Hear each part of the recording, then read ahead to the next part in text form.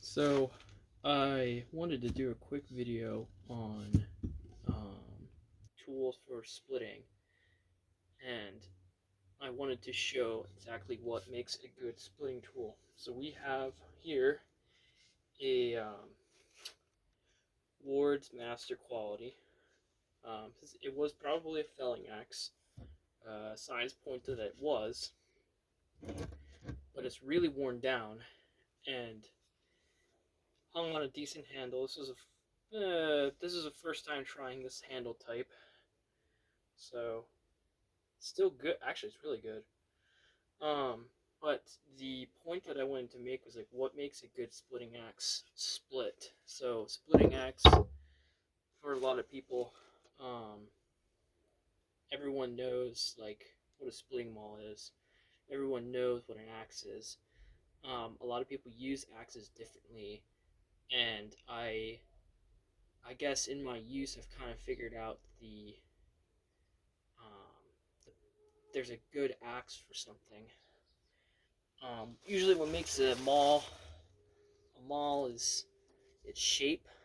You have a pole for pounding in stuff, and you've got a very wide splitting edge.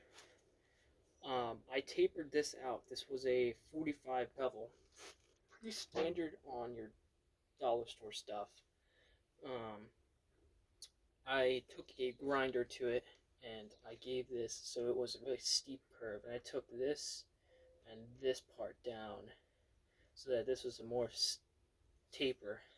A lot of nicer quality splitting mauls you'll find do this, so don't feel too bad uh, that you might have one that doesn't quite look like that. So the difference between these two is the taper, but this is worn down, and what makes it so good for me is that it's it was a felling axe, but its purpose now is that the point of contact between these surfaces, it's so short. Normally, there's a little bit more right here. That's most felling axes are like that. It comes to a thin taper right here, and that's the cutting edge you have. A lot of axes fall into that where they have this thin point right here, but it's not like that anymore with this axe. It's just so worn down. And excuse me, it's very hot. And what makes this one so perfect is just the shape of it. The shape is what makes it so good. A lot of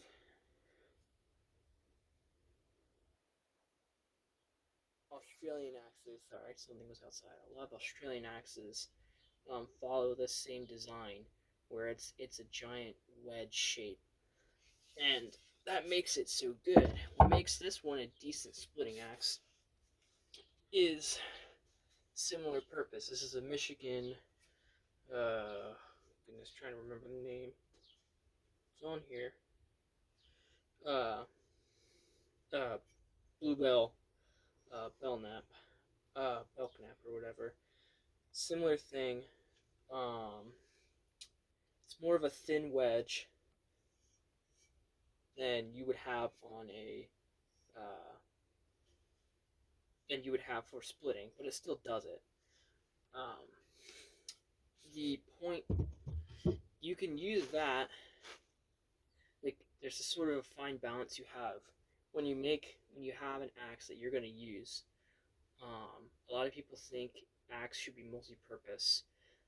A lot of people think an axe should just be for felling and you just have your splitting.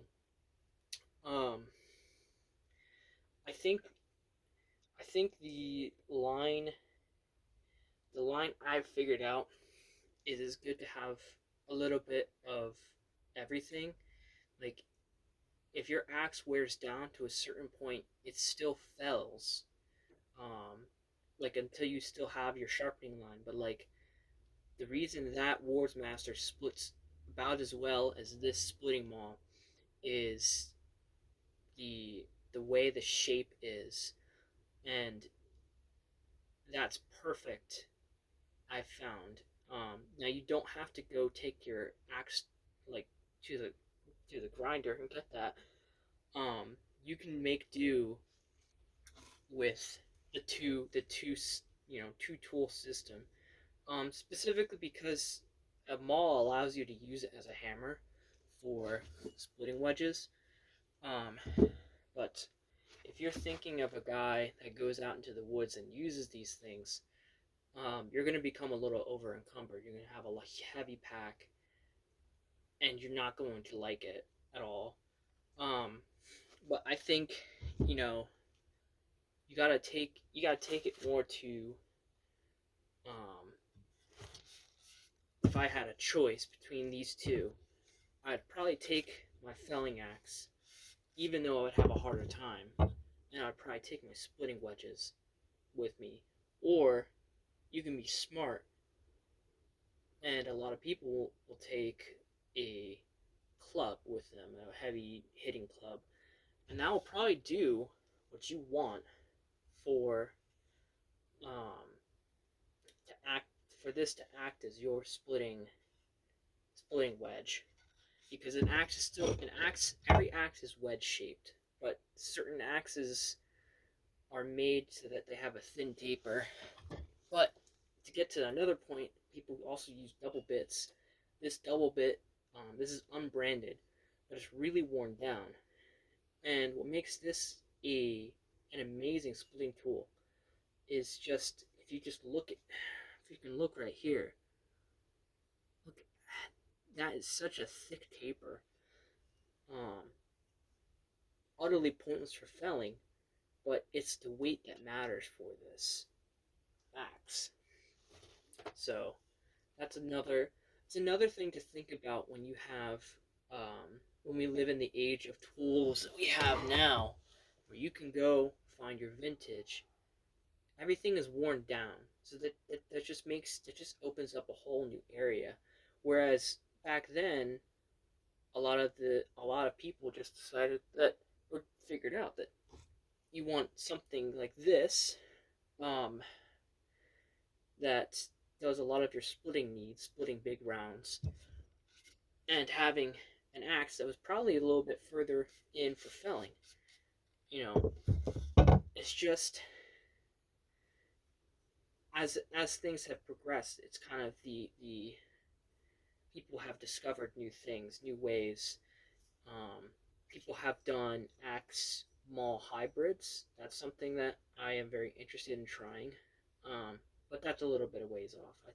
I think with what I have right here, I think those options I have to me, they're pretty good. If I had a choice, this could still do